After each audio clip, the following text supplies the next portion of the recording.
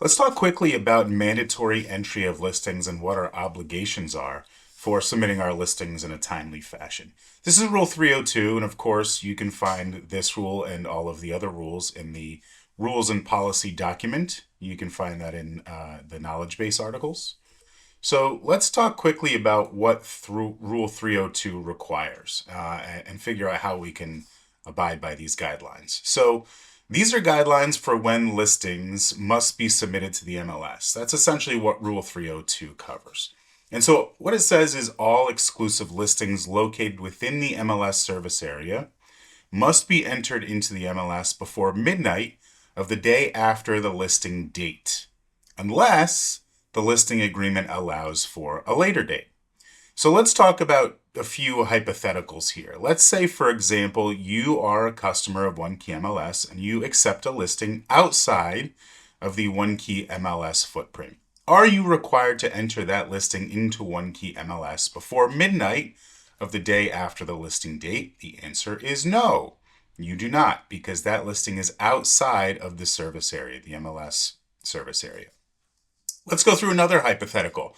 Let's say, for example, a real estate professional who is not a customer of OneKey MLS accepts a listing within the OneKey MLS service area. Are they required to enter that listing into the MLS before midnight of the day after the listing date? Again, the answer is no, they are not. They are not a customer of OneKey MLS, so they do not have to abide by our rules and regulations. Okay? This rule, Rule 302, is to help ensure that all listing information is shared promptly and to maintain MLS data integrity and member cooperation. So, some steps to correct this violation if you find yourself in violation of Rule 302. First thing you want to do is you want to take a look at your listing entry date into the MLS and confirm whether it was submitted on time. You want to cross-reference that with your listing contract. And if it doesn't match up, if your listing was not entered into the MLS within 24 hours or before midnight of the day after the listing date, you want to go ahead and contact compliance to have them help you out, help you get back into compliance. Okay? Going forward, what you want to do is you want to take a look at your listing contract, verify what that listing contract date is, and go ahead and submit your listing to the MLS before midnight of the day after that listing contract date. Okay?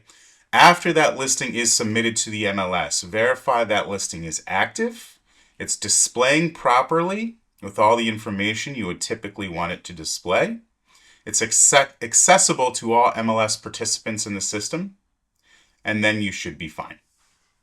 If you do need additional help or you're looking for some guidance, Rule 302 is detailed in the MLS Rules and Procedures Manual. You can find that full policy there for your reference. And if you have any questions about the requirements and how to remain compliant going forward, please always feel free to reach out to MLS support for any kind of assistance.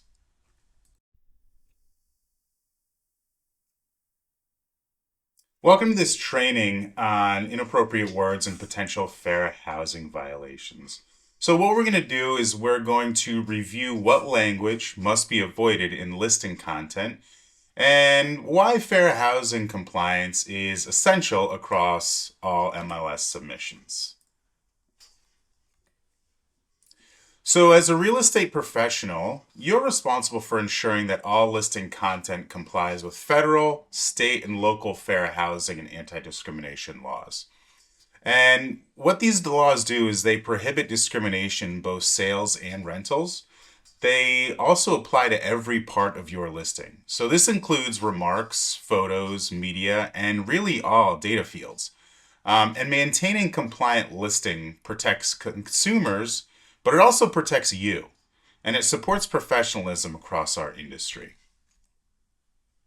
With fair housing laws, these protect individuals based on specific legally defined characteristics. And so some of these might include race, color, creed, national origin, sexual orientation, gender identity or expression, military status, sex, age, disability, marital status, familial status, and lawful source of income.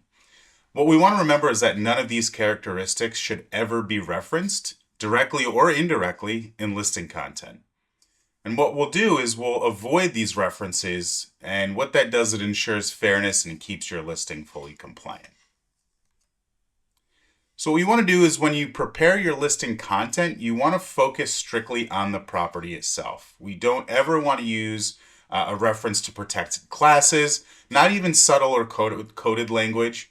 Second, we can avoid any language that may be interpreted as discriminatory, exclusionary, or designed to steer certain buyers or renters. Third, let's just describe the home itself, the features, the layouts, the amenities, not the type of person who should or shouldn't live there. Finally, always review your content for potential bias. Go over that content before you submit that property to the MLS. A helpful best practice is asking a colleague or maybe someone in your office to look over your remarks, to look over the listing itself, to catch any wording you might have overlooked, and to make sure that you're still in compliance. And so here's what happens, the MLS process and additional resources. Here's what happens when a listing is flagged. That listing is flagged for possible fair housing violation. OneKey follows a clear review process. A courtesy notice is sent to both the listing agent and the broker outlining the language in question. What we'll do on the OneKey side is we will remove the flagged content immediately to remain compliant with fair housing requirements. The agent will then have to go ahead and update the listing using accurate and non-discriminatory language. And if you need additional help or guidance, you can always refer to the Federal Fair Housing Act, the state and local laws, or consult your broker or legal counsel. Continuing education really is the best way to remain confident and compliant in your everyday practice.